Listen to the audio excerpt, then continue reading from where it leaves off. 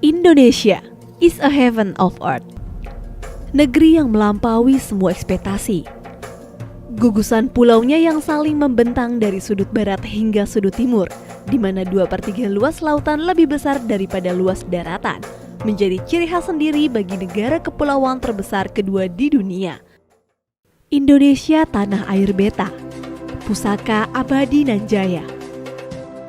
Sebagai negara yang berada pada perlintasan dua benua dan dua samudera, Indonesia termasuk negara yang rawan dari sisi keamanan laut, baik keamanan laut yang bersifat lokal, nasional maupun internasional.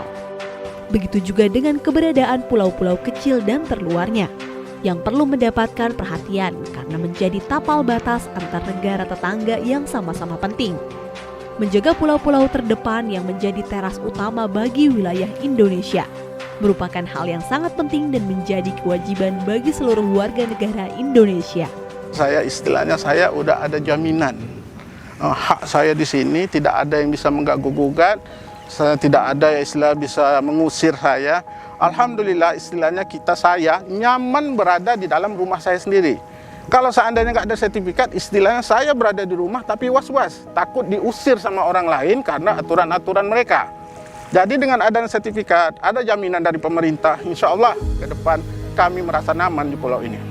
Jadi alhamdulillah dengan adanya kami di sini, eksistensi kami di sini, pemerintah bisa melakukan semacam pembangunan dan sebagainya. Dan alhamdulillah Pulau Pelampung ini masih tetap bagian dari negara Kesatuan Republik Indonesia.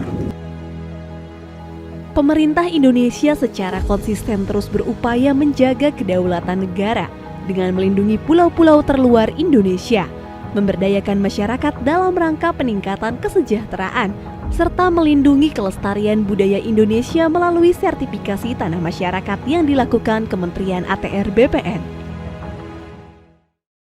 Kami bangga memang dengan pemerintah hari ini, yang di pesisir pun sudah bisa disertifikat semua.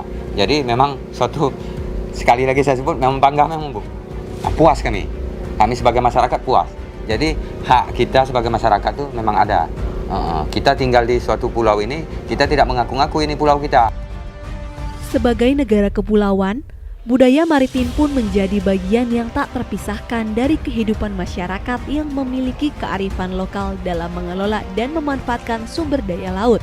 Interaksi ini dimungkinkan karena kehidupan masyarakat yang bermukim di kawasan pesisir memang bergantung pada laut. Karena kita tinggal di pulau ini sudah berapa turunan, dari di atas kakek kita lah, sudah berapa turunan menetap di sini. Jadi kita sudah menyatu. Tapi kalau kita orang pulau dipindahkan ke kota, itu tak akan nyambung. Pemberian hak atas tanah bagi masyarakat pesisir dan masyarakat yang tinggal di atas laut menjadi sangat penting karena terkait dengan eksistensi, kebebasan serta harkat dirinya sebagai warga negara Indonesia.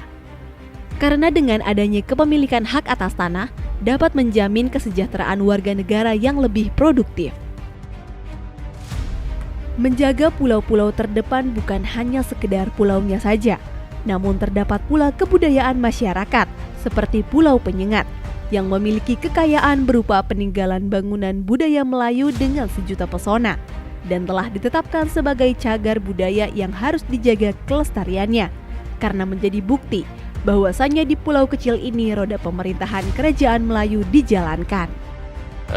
Kami sangat mengucapkan terima kasih kepada Bapak Presiden Republik Indonesia, kemudian Kementerian BPN, pemerintah Provinsi Kepulauan Riau dan Kota Tanjung Pinang dalam rangka menyelamatkan Pulau Penyengat, dalam rangka melindungi Pulau Penyengat tempat yang bersejarah ini, dalam hal menerbitkan sertifikat kepemilikan bagi masyarakat dan juga tempat-tempat cagar budaya untuk dilindungi.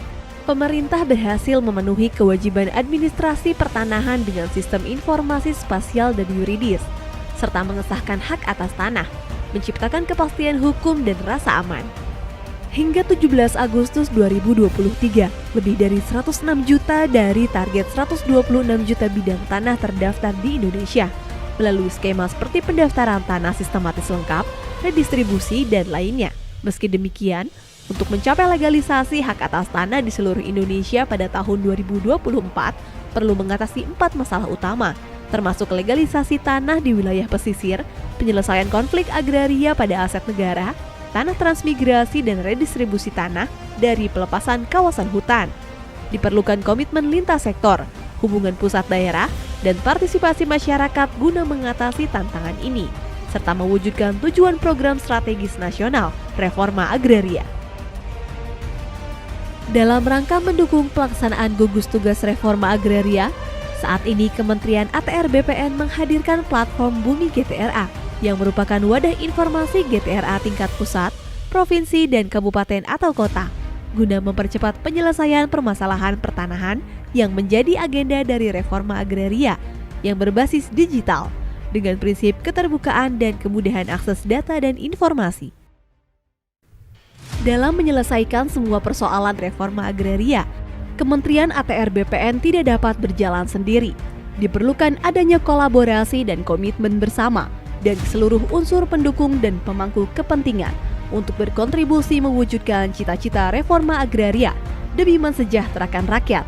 Untuk itu, negara hadir melalui GTRA Summit.